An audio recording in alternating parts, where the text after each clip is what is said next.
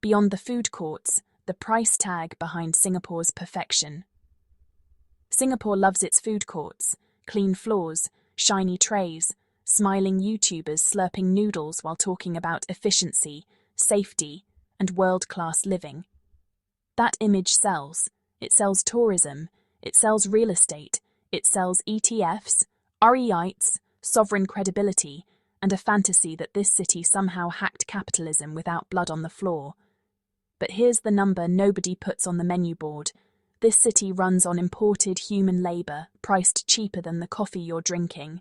Every skyscraper you admire, every MRT station that arrives on time, every condominium that brokers advertise as luxury while pitching yields to overseas investors. None of it exists without migrant labour, not optional labour, not temporary labour, structural labour. The financial reality nobody explains. Singapore's success story is usually told in clean spreadsheets: GDP per capita, AAA credit ratings, strong currency, attractive dividend yields. What those charts don't show is cost suppression. You don't get world-class infrastructure with Western wages and Asian prices.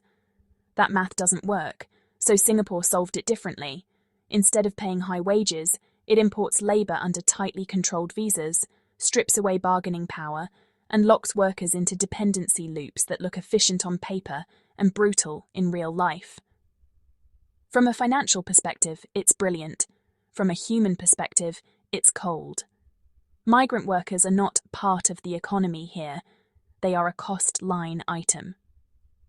Why investors love this system? Let's be honest. Capital loves Singapore. Low political risk, predictable regulations, no labour unions disrupting returns, no sudden wage revolutions. For real estate investors, this is paradise. Construction costs stay manageable, maintenance costs stay competitive, rental yields stay attractive. Why? Because the people doing the hardest jobs don't get to complain, negotiate, or vote. That's not an accident. That's design. The invisible workforce. These workers don't live in the city you film for Instagram. They live on the margins. Dormitories far from CBD skylines, crowded rooms, strict curfews, surveillance that would make office employees revolt in a week.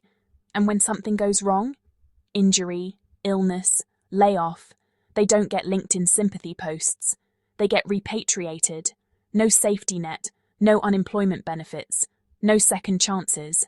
Efficiency achieved. The currency stability myth. Singapore's strong currency isn't just about productivity or good governance. It's also about labour deflation. When wages are capped at the bottom, inflation pressure stays low. When inflation stays low, interest rates stay stable. When rates stay stable, capital floods in. Stocks rise, property prices climb, REIT dividends keep flowing. Meanwhile, the people making it all possible remain economically invisible. This is not a moral argument. This is a structural one. Why this matters to you? If you're an investor, this system boosts returns. If you're a professional, it keeps your city clean and functional. If you're a YouTuber, it makes great B-roll. But if you pretend this is some accidental side effect, you're lying to yourself. Singapore didn't become Singapore by accident. It became Singapore by engineering labour, capital, and human value with surgical precision. And migrant workers are the pressure valve that keeps the whole system from exploding. If this opening made you uncomfortable, good. That means it's working. This channel doesn't survive on politeness. It survives on truth and attention. Like the video. Subscribe. Turn on notifications. The algorithm rewards silence. We reward exposure. Singapore's real magic trick isn't efficiency. It's asset inflation without social explosion. Most countries try this and fail. Wages lag, rents spike, people riot, politicians panic. Singapore, calm streets, quiet nights, upward-only charts. That's not culture, that's engineering. The asset machine, nobody talks about.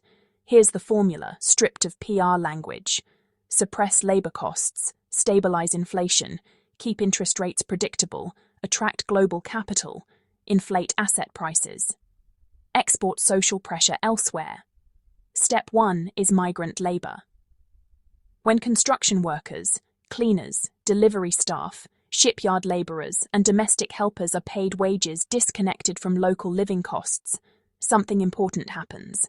Housing prices can rise without wages needing to follow. That's the holy grail for real estate investors. Why property prices can ignore reality. In most cities, property prices hit a ceiling when locals can't afford to live. In Singapore, that ceiling doesn't matter as much. Why? Because the people who build, maintain, and service the city don't compete for the same housing stock. They don't bid on condos. They don't apply for mortgages. They don't distort demand statistics. They live elsewhere, literally and economically. This allows developers to forecast costs accurately, banks to lend aggressively, foreign investors to feel safe, REITs to promise stable yields. The city looks expensive, but the operating costs stay artificially cheap. That gap is profit. Capital loves predictable humans. From a finance perspective, migrant labor in Singapore behaves like a fixed income instrument. Low volatility, limited rights, defined exit conditions. When a worker is injured or no longer useful, they are removed from the balance sheet. Repatriation replaces unemployment benefits. No pension liabilities, no long-term healthcare costs, no aging population risk attached to them. That's not cruelty, that's accounting logic taken to its extreme. And global capital understands this instantly. The remittance escape valve. Now here's the clever part. Migrant workers send most of their income out of Singapore, to Bangladesh, to India, to Myanmar, to the Philippines, which means their consumption doesn't overheat the local economy, their savings don't pressure local asset prices, their political voice doesn't accumulate locally, Singapore gets the labour. Other countries absorb the social cost. It's globalisation, but with the bill carefully forwarded. Why this keeps the system? Quiet people always ask, why aren't there massive protests? Because the people under pressure aren't allowed to stay long enough to organise, because visas depend on obedience, because residency depends on invisibility, because complaining is financially suicidal. Social tension exists, it just doesn't accumulate. It leaks out, one flight ticket at a time. The unspoken deal. This is the deal Singapore offers capital. We will protect your returns, we will control labour, we will manage optics, and we will never let the poor become politically loud. In exchange, money keeps coming. Stocks, funds, family offices, property buyers who don't ask uncomfortable questions. This is why Singapore is constantly recommended in investor reports, wealth management slides, and relocation brochures. Stability isn't accidental, it's curated. If you're still watching, you already know this isn't a food vlog. Like the video, subscribe, share it before it disappears under algorithmic politeness. This channel doesn't sell comfort, it sells clarity. People love to say Singapore is strict but fair. That's a comforting sentence. It sounds like discipline, not domination. Here's the uncomfortable translation.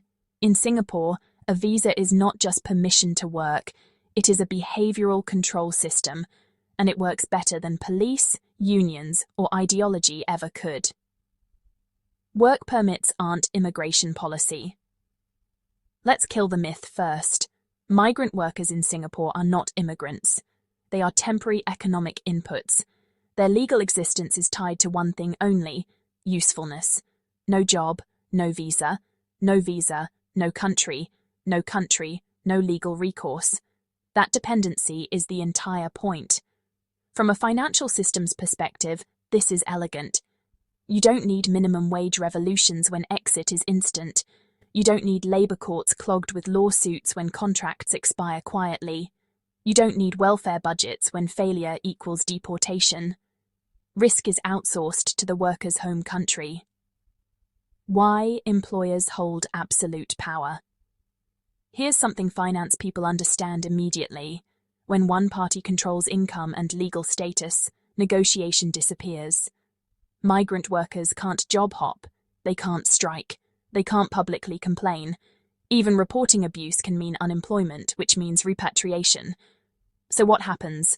Wages stagnate, hours stretch, safety corners get cut.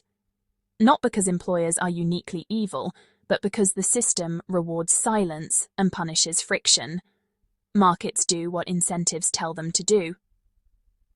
The cost advantage hidden in legal design. This is where it gets interesting for investors, because visas cap mobility, labour costs become predictable. Predictability is everything in finance.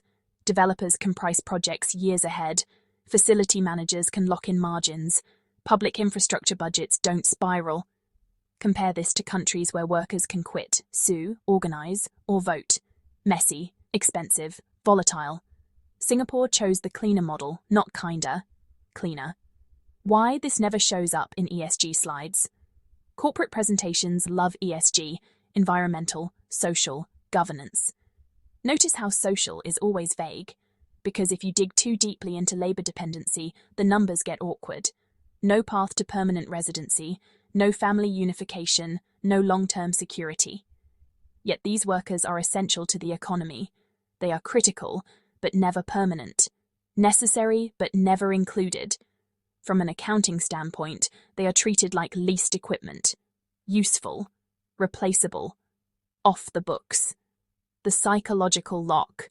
The most effective part isn't legal, it's mental. When your entire future depends on one employer, you self-censor, you don't complain, you don't slow down, you don't get sick unless you absolutely have to. Fear becomes productivity. This isn't a secret. It's openly acknowledged in policy design, just never framed this bluntly. And yes, it works. Why the system looks humane from afar, tourists don't see this. Professionals don't feel this. Investors definitely don't question it. Because the suffering is spatially and legally separated from daily life.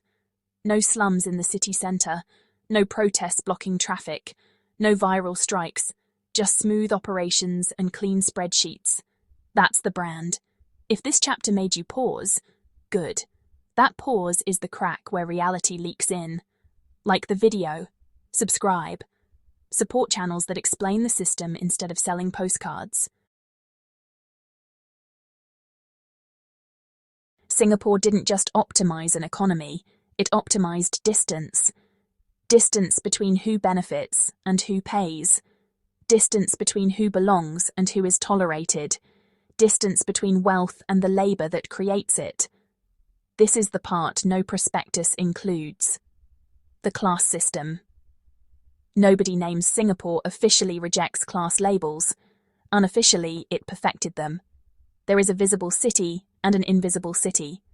One enjoys capital appreciation, asset-backed security, CPF compounding stock portfolios, property leverage. The other survives on temporary permits, employer goodwill, remittances, shared rooms, exit visas, instead of futures. These two worlds touch every day, but never mix. The food court worker cleans the table, the office worker films the vlog, neither is supposed to acknowledge the gap. That silence is social policy. Why this model is spreading. Here's the uncomfortable truth. Singapore isn't an exception anymore. It's a prototype. Other countries are watching closely.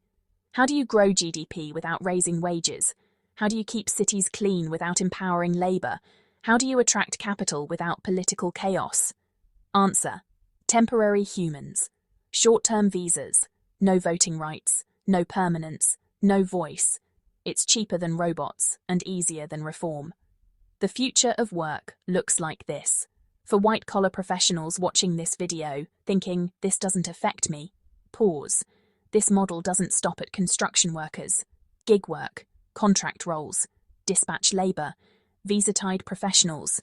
Same logic, different packaging, flexibility for employers, insecurity for workers. Singapore just implemented it earlier and cleaner. The ethical trade-off. Everyone makes. Let's be honest, most people know this system exists. They just benefit from it. cheap services, stable assets, low taxes, safe streets. The moral cost is outsourced, just like labor. And that's the real achievement. Not efficiency, not discipline. Containment. Why this story matters now. As capital becomes more mobile and labor becomes more disposable, this model stops being regional. It becomes global. If you care about finance, this affects returns. If you care about property, this affects pricing. If you care about work, this affects dignity. And if you care about truth, this affects what stories get told. This wasn't a travel video.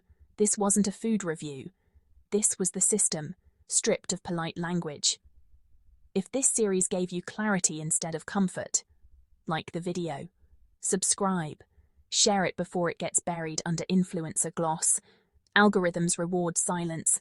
Systems survive on it. We don't.